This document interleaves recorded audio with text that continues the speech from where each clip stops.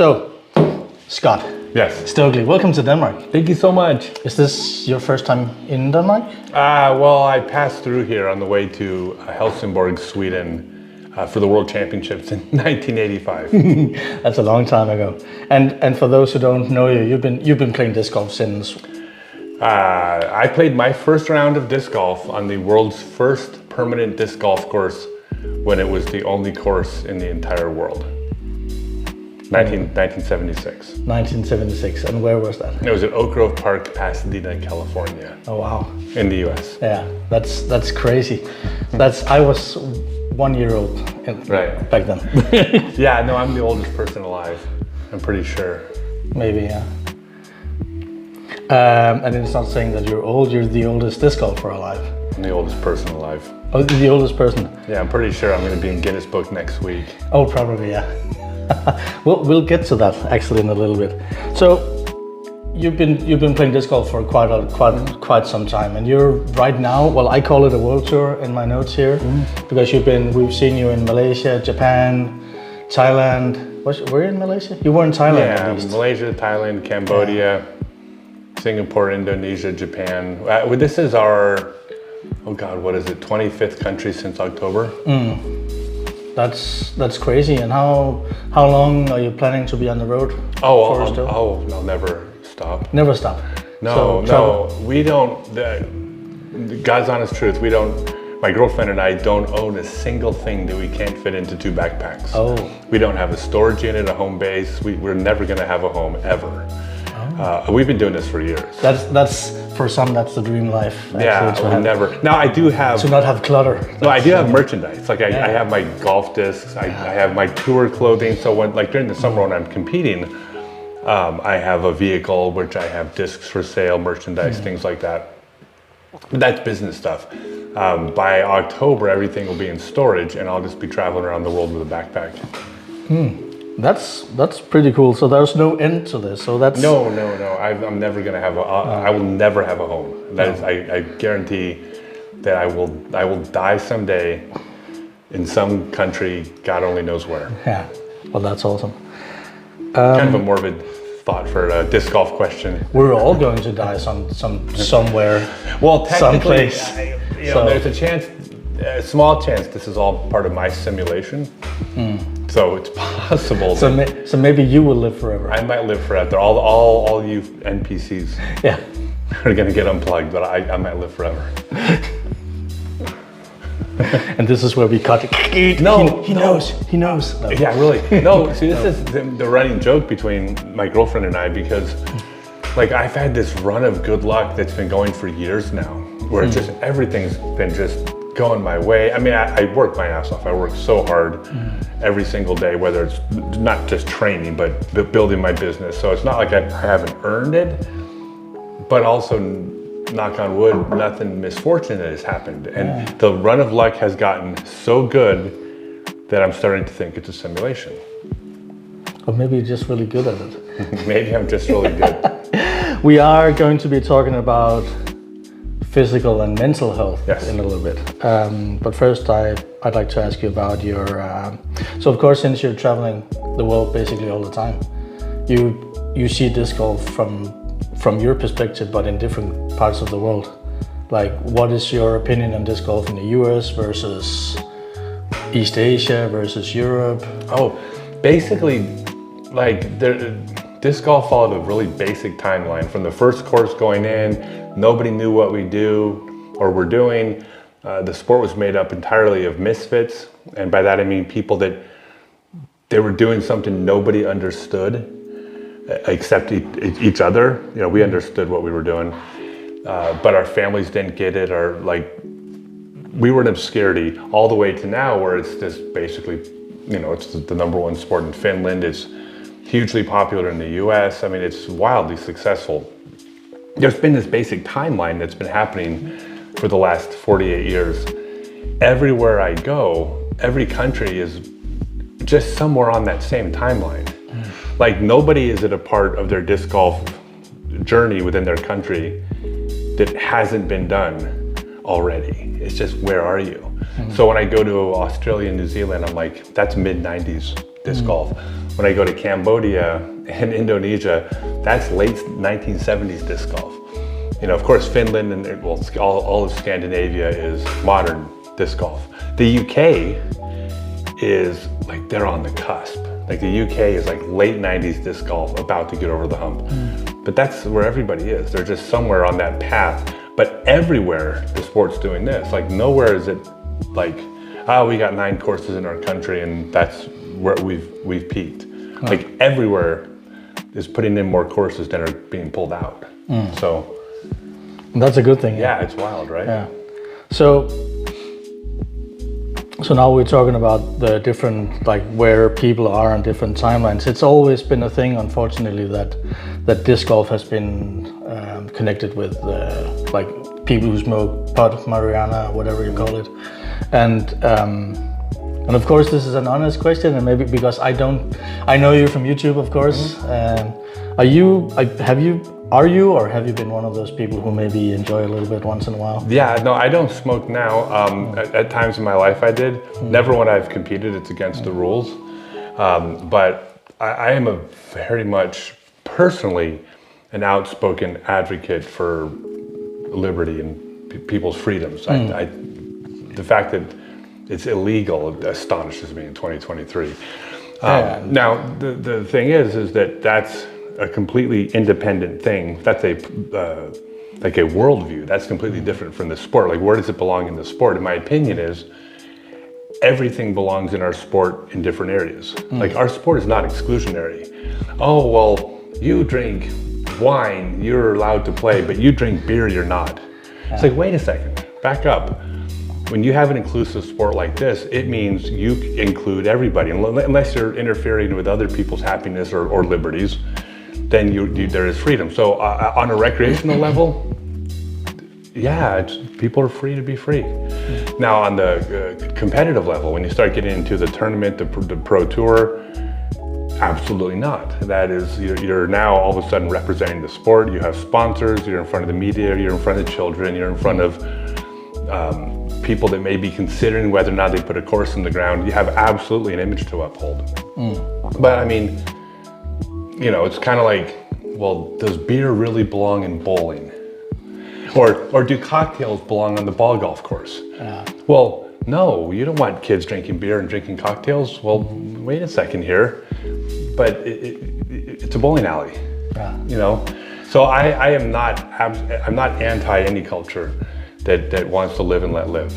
But on the professional level, of course, it doesn't belong. That's a very good answer. I mean, it's... But here's the thing too, I also defend everybody's right to disagree with me. Yeah. If one person said, I don't think that people should party at all on any disc golf course ever, I would say, I respect your opinion. And if somebody else said people should be partying at PDJ tournaments, I would say, I respect your opinion. These are opinions. Yeah. So this is just mine. That's a very good view to have. Listen to this man. He's very clever. I'm old. You've been around the block. I have wisdom, but only because I'm elderly. So, getting back to physical health, you're 53, 52? 53 now, and you mentioned yourself that things are going pretty well for you. Yeah. Also physically, I guess I take it. So and how do you manage to stay? What did I write? Injury free or minimizing injury when you're 50 plus and still competing at such a high level that you are? That is a very common question because I'm 53 years old. If I'm out on the Disc Golf Pro Tour, I still throw backhands farther than 2/3 of the players out there. I still throw sidearms farther than basically everybody. I don't know, maybe a couple people throw sidearms farther. If they do, it's by this much, but I would say bring it on, let's see. And I don't have injuries. And the number one reason for that is mechanics. I throw with proper mechanics, which means I throw with my body moving the way it's meant to move. And the real short answer is every single moving part of your body has a range of motion it can move in, but it has a range that it's meant to move in. It's the lowest impact. It also happens to be where you're strongest, most consistent. Your body needs to move in this range. It can move out here. like at the end of its range, but it doesn't mean that's good for you. I'll just give you one example. If I set my hand here in its natural resting position, my wrist moves back and forth to hold the disc. My wrist moves back and forth here. I can tilt my wrist up and it still goes back and forth. I can tilt it down, it still goes back and forth. But in both of those cases, the minute I take it out of its natural resting position, I am now putting stress and strain on this joint. And the further I go, the more strain there is. So if you don't want to be injured, make sure this joint is used the way it's meant to be used. You can't say never, but you very close to are never going to get injured when all the moving parts in your body move the way they're naturally meant to move. If you were an engineer and you looked at a hinge, you can look at a hinge and go, I can see how that is supposed to move. Yes, you could twist it and pull it other places, but a hinge will last forever if it just never gets strained. And I'll make a quick pitch. I teach a 6-month online class called Become a Complete Disc Golfer. And I was going to mention that as well. This is where I teach. This is where I teach all the proper mechanics of how to throw. It's not watching videos and practicing. It's an interactive class. We have an unlimited number of form reviews. So when you take the class, constantly throughout the class, as we work on different steps of your mechanics, you're inputting videos. I have trainers that are going to give professional form reviews throughout the whole process, and that's basically to make sure you're throwing correctly. Because here's the coolest thing. This is what's so neat. It turns out that all of those ways your body moves that are the lowest impact and lowest strain on the body are also where you're the strongest and where you can consistently replicate the motion. So it turns out the healthiest way to throw is actually how you throw the farthest, most accurate, and most consistent. It's a coincidence, but it turns out the healthiest way to throw also is how you throw the best. So that's what's important. Now, I will point something out because someone listening might find a flaw in this, which is, well, if every moving part only moves one direction, that would only allow you to throw one throw at one angle. That is a correct statement. So yes, you have to take something out of whack to add variance to how you're going to throw the disc. If you want to put an angle on a disc, other than how your body moves perfectly naturally, you have to do something. So the important thing is what do you move? Want to change the angle here? Absolutely not. High strain on a very weak joint. Instead, you would, for example, lean over at the waist. That is something you can do that is a much lower impact on your body. So it's when you do have to make those changes, you have to do them in the right areas. Awesome. Well, very long answer to your question. By the way, and I'm sorry, I'm going to have to add to that too. That's part one. Part two is I'm healthy. I don't drink, I don't smoke, I don't party. I work out, I lift weights, I warm up. So you maintain your body. You have to, to compete. I mean, I'm sorry to say, but when you're younger, you can really get away with a lot. It's like, you got to take care of your body diligently when you're a 25-year-old athlete. And my response would be like, really? Half of the 25-year-old athletes in professional sports were up partying all night the night before the big game. You can do that when you're 25. We see that all the time. I'm sorry, I don't think you should be able to, but the evidence differs. I mean, it contradicts that. You don't see 40-year-old athletes doing that. You can't at 40. You certainly can't at 50. So when you're older, you have to kind of suck it up and say it's a trade-off. But mechanics first. So. Oh, by the way, scottstokely.net. That's where you sign up. scottstokely.net. Okay. We'll put a link here in the description, and of course, about mental health, because it's no secret that you announce all the time that you're donating some of your prize money to. I'm sorry, I can't remember the name. Autism. And some other, some other. Excuse me, I'm so sorry. Yeah, it's okay.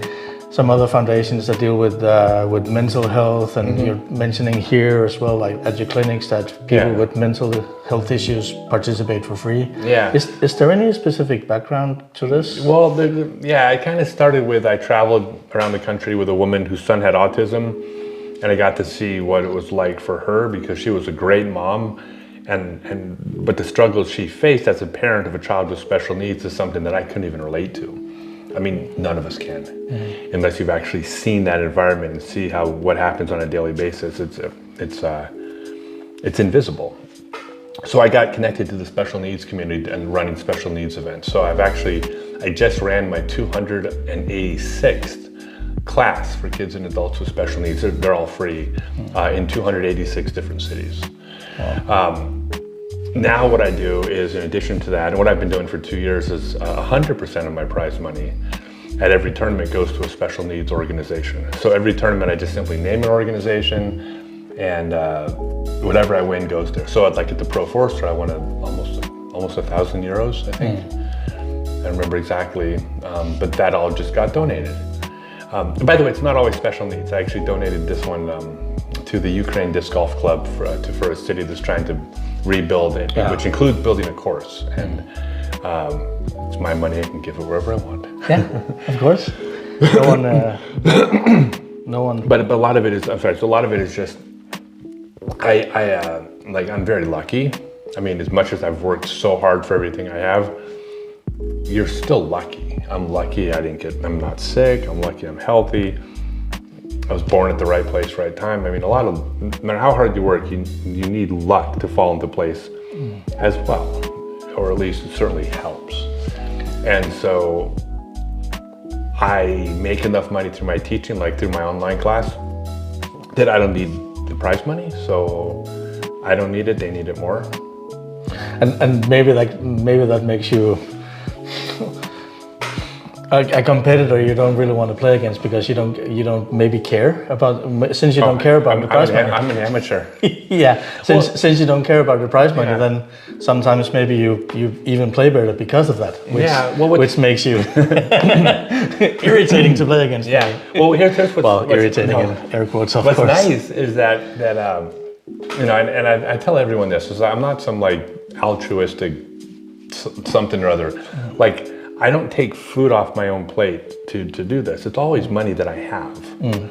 And I take care of myself. When I started doing the special needs classes, maybe money was a lot tighter. But now, but that was the classes. When I started donating my prize money, it was only after I started making enough money.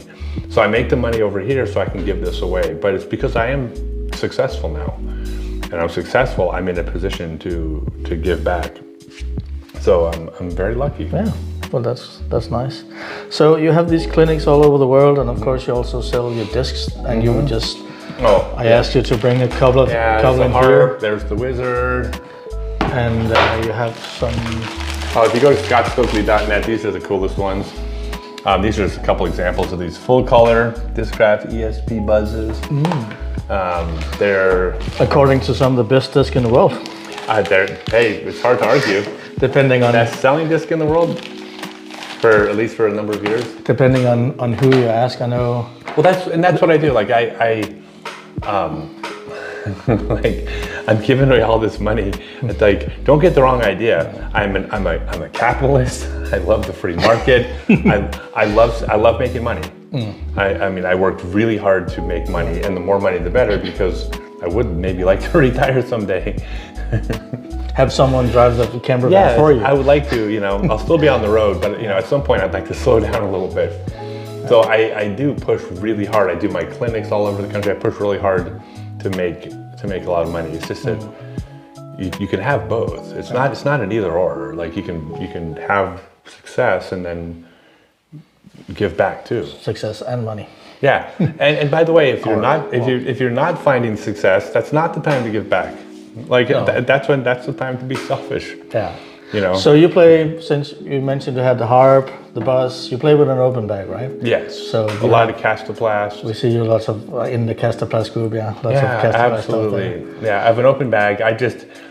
Every manufacturer basically are my friends. Like, I mean, I got just about every manufacturer like on my cell phone contacts. I mean, these are people in many cases I've known for 20 and 30 years. So yeah, I don't pick favorites. No.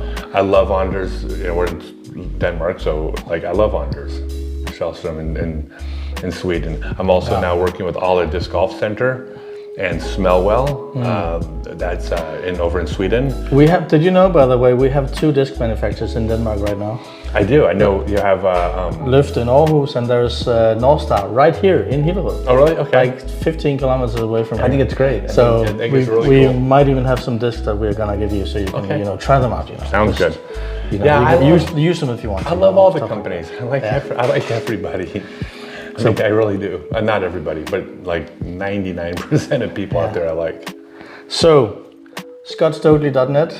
ScottStokely.net. Find clinics, find out where you're playing next if you want to come out and see you play.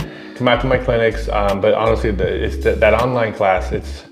I've done more teaching than anyone in the sport. Like I advertised the Stokely disc golf method.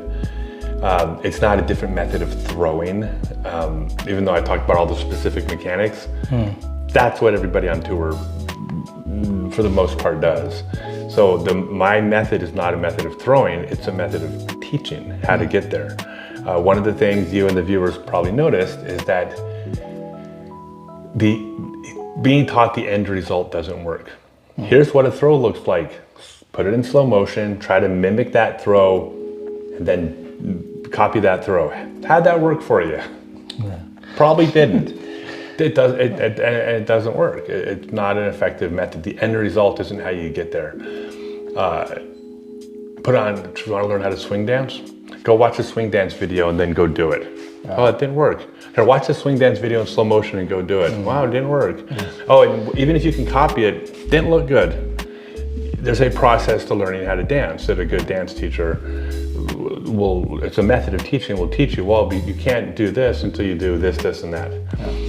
You got to learn certain things first. So my method of teaching is the best method in the sport, in my opinion, and it's all in my online class. It's a step-by-step process. I mean, you start. I don't like watching, like, what's it called?